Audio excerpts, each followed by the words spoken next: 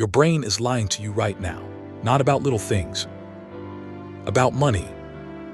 Two psychologists ran a simple test in 1979. They gave people a choice between two bets. Option 1, a guaranteed $50. Option 2, a 50% chance at 100. Both bets have the same expected value. Most people took the guarantee. Expected. Then they flipped the question. Same two options, but this time you are choosing between losses. Option 1, lose $50 for certain. Option 2, flip a coin. Heads, you lose nothing. Tails, you lose 100. The math is still identical. But now almost everyone chose the coin flip. They gambled to avoid the certain loss. Losing $100 hurt roughly twice as much as gaining $100 felt good. That asymmetry has a name. Why losing $100 feels twice as bad as winning $100 feels good. Psychologists were Daniel Kahneman and Amos Tversky. They spent 15 years running experiments on human judgment and decision-making. Their 1979 paper in the journal Econometrica introduced what they called prospect theory. It became one of the most cited papers in the history of economics. The central finding was not complicated. Humans do not calculate expected value like a spreadsheet. We feel losses and gains on a completely different scale. The pain of losing something is about twice the pleasure of gaining something of equal size. They called this loss aversion. Now evolution made you this way on purpose. 10,000 years ago, a bad outcome could kill you. A failed hunt meant no food. A wrong step meant a broken leg. Being twice as sensitive to bad outcomes kept you alive.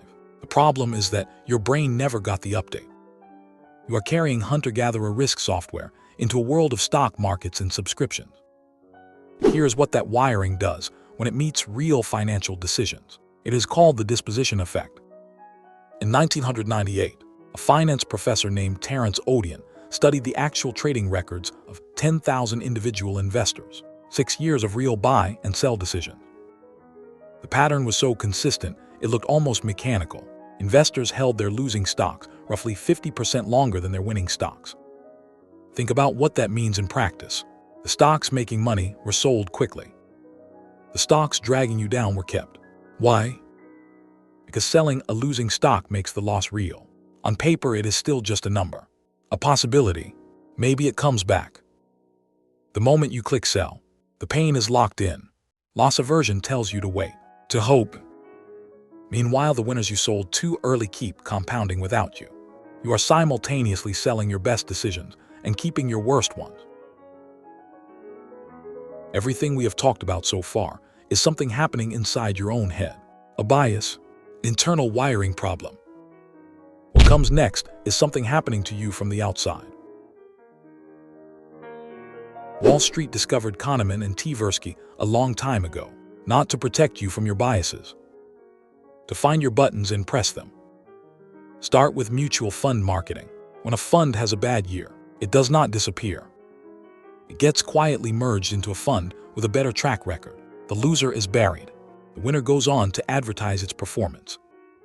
What you see in any fund advertisement is a curated gallery of survivors. Every fund that would have made you nervous was deleted before you arrived.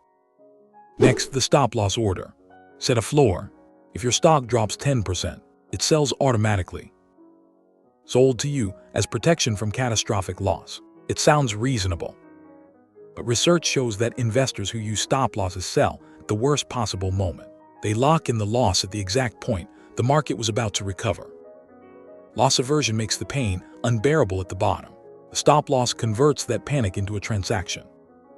Next, extended warranties. You buy a laptop for $1,200.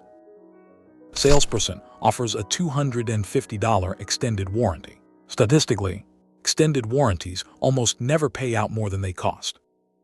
More than half of buyers add one anyway, because the framing is always about loss. What happens if it breaks?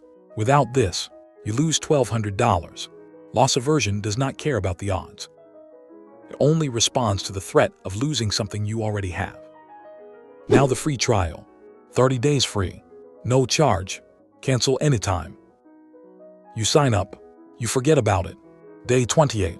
An email reminds you. And something strange happens. Canceling feels like losing access to something you already own.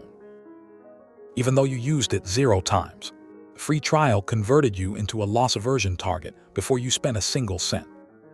There's a pattern across all 4 of these.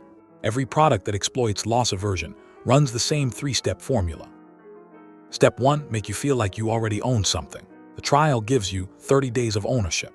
The warranty gives you ownership over a safe device. The stop loss gives you ownership over a price floor. Step 2, frame the choice as protecting what you already have. Step 3, let your ancient wiring finish the job. Your brain picks protection every single time. So what do you actually do with this? You cannot rewire the instinct. Kahneman spent decades studying this and said so himself. Knowing about a bias does not make it disappear. But you can build a system that catches you before you act on it. First, when you feel a strong pull to avoid a loss, pause before you do anything. Loss aversion is loudest in the first 30 seconds of a decision. Ask yourself one question: am I trying to get something? Or am I trying to avoid losing something? Those 2 framings feel completely different, but the math is often the same. Second, use a regret test. 5 years from now, which would you regret more? Buying the warranty and not needing it, or not buying it and having a broken laptop with no coverage? Most people, when they slow down and sit with that question, choose differently than their gut did. Third, track your loss avoidance decisions for 30 days. Every stock you held because selling felt too painful. Every warranty you bought that the statistics said you did not need. Every subscription you kept to avoid the feeling of canceling. The pattern will surprise you. Kahneman and Tversky did not publish prospect theory to make you feel bad about your decisions. They published it to show you that the playing field is not level. Your instincts were calibrated for a world that no longer exists. And a lot of very smart people have spent a lot of money designing products for the world you actually live in now. The question is not whether you have loss aversion. You do. Everyone does. The question is who is on the other side of your loss aversion, and whether you are going to let them use it against you. That choice, at least, is actually yours.